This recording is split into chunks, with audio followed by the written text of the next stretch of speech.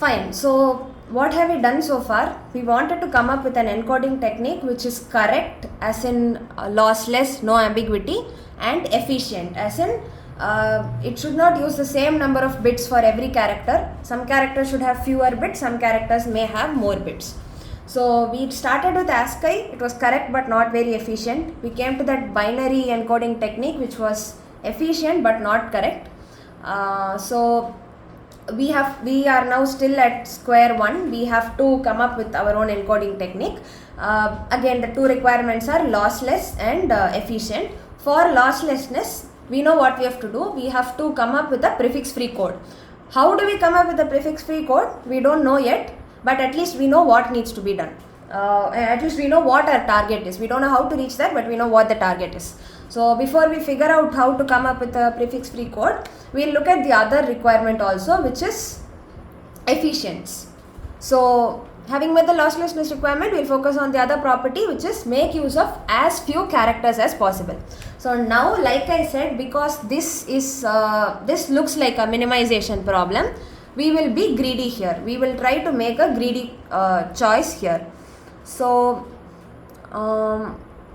we will try to make use of as few characters as possible while being lossless. So I will again see, you're trying to minimize something subject to some other constraint. So it is not just about overall minimum number of characters, but it's about minimum number of characters while meeting this constraint called prefix free. So those of you who went through the fractional knapsack example, if you remember, I said you have to maximize the profit, which is your primary objective, and at the same time you will try to minimize the weight. So minimum weight while maximizing the profit. Similarly, minimum characters while being prefix free code. So the primary objective in your fractional knapsack was max profit. Once that is taken care of, you also try to minimize the weight parallelly. Similarly, here the primary objective is being lossless.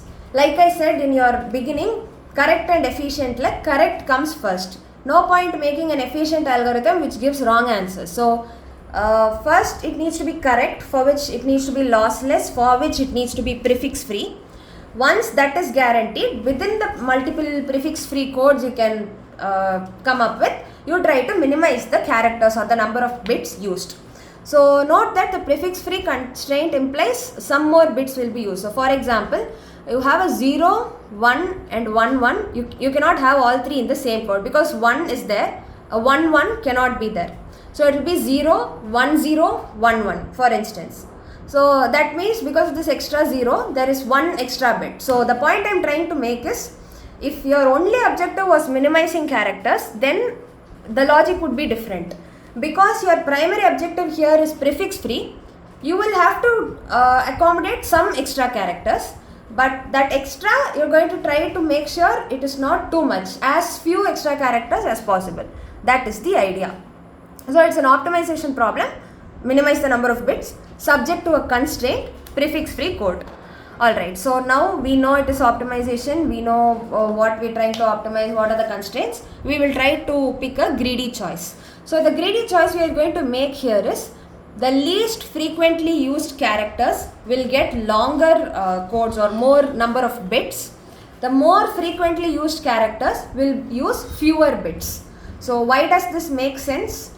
Or let me first explain the greedy choice in a way that is more aligned with what you have seen so far. So what you have seen so far is, you have something like the earliest, latest, shortest, fewest, or maximum, minimum, something. So at every step you pick that, right? So let me frame this greedy choice in that kind of language. So at every step you're going to pick the least frequently used characters and then assign codes for it. And as you continue picking, when you start reaching the more frequently used characters, the code is going to get longer. How is it going to happen? There is a technique which will make sure that this greedy choice is also satisfied, like the least frequent characters get more bits and the more frequent characters get fewer bits. At the same time, the code will also be prefix free. So there is a technique for that which we are going to look at very shortly. Right now you understand this is our greedy choice. So at every step you pick the least frequently used characters. That is the greedy choice. Why is it a sensible greedy choice? You see, I'm going to take a small example. You assume A is given as 0 and D is given as 1 1. This is a prefix free code. Then DAA would be 1 1 0 0, 4 bits. Whereas if A is 1 1 and D is 0, I simply interchange the values. DAA would be 0 1 1 1 1, 5 bits. So both of these are prefix free codes, so it is correct. But the number of bits used, and both of these had the same numbers, 0 and 1 1, nothing else. Only the assignment was different. So when the more frequently used character got a shorter code and the less frequent character got a longer code, your overall number of bits was minimized.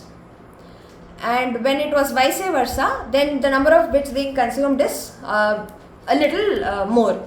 So this was for a 3-letter word. Now imagine your longer texts. This is exactly what is going to happen, right? So the greedy choice is you pick the least frequent character at each step and you start assigning codes, longer codes. And as you go to the more frequent characters, the length of your codes is going to shorten. That is the idea we'll be using here.